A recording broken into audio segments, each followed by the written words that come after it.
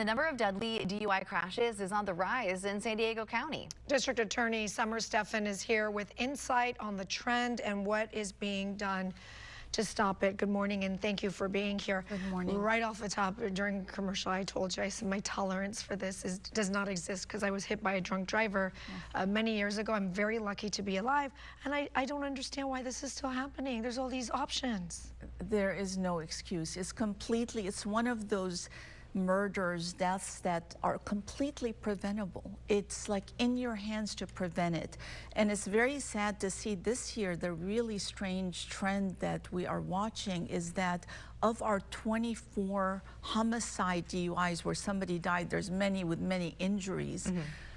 11 of them had prior DUIs. We haven't seen that trend before.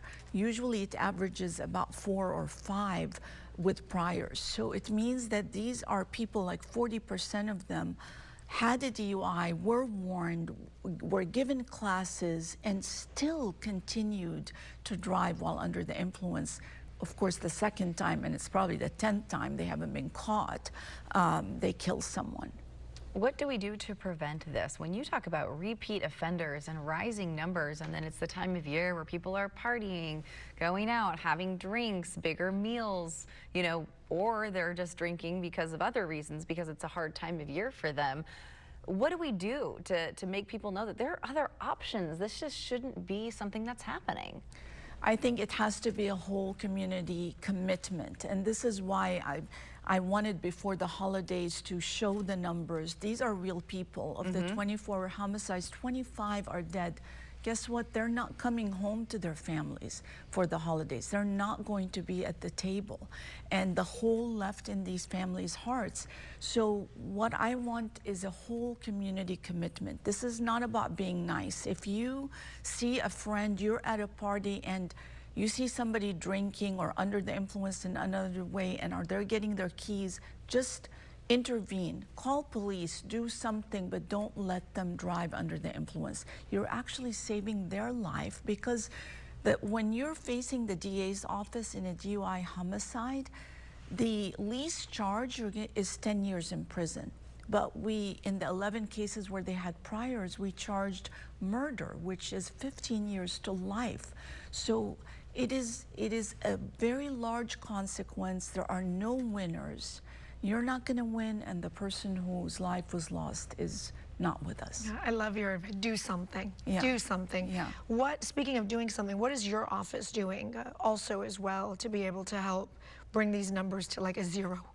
Well, we are fortunate. Our office does such a good job. The team is so dedicated that we received another $950,000 grant from the Office of Traffic Safety, and we use that to up the expertise of police officers training so that they're aware when they see the signs on the road. And this last year, we actually charged over 9,000 DUI drivers as compared to 4,400 the year before. 9,000? Yes. Wow. So, but it means that we're preventing those people by police stopping them and us prosecuting them.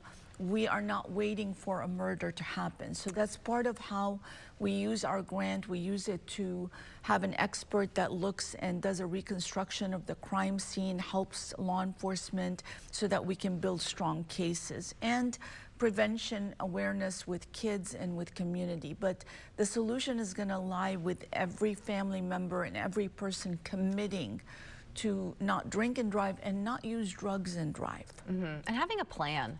I think that's the problem, is a lot of people say it's the holidays, we're going to go out and have a drink or two and then go home. And I think especially during this time of year, your plan can change. And I think no matter what, it's having that person in your party that has the plan, and you're taking the ride share, you're taking the Uber, and you're making sure that you have that. There was something really interesting at Petco Park that I saw, and I believe it was the sheriff's department, and they had the breathalyzers. And so people who hadn't even had, you know, maybe they had one drink, they wanted to see what they would blow if they tested the breathalyzer. And I thought, how interesting. I wonder if they would set that up at more places around the holidays, just so that people could understand their body and the limitations and what that means to get out on the road.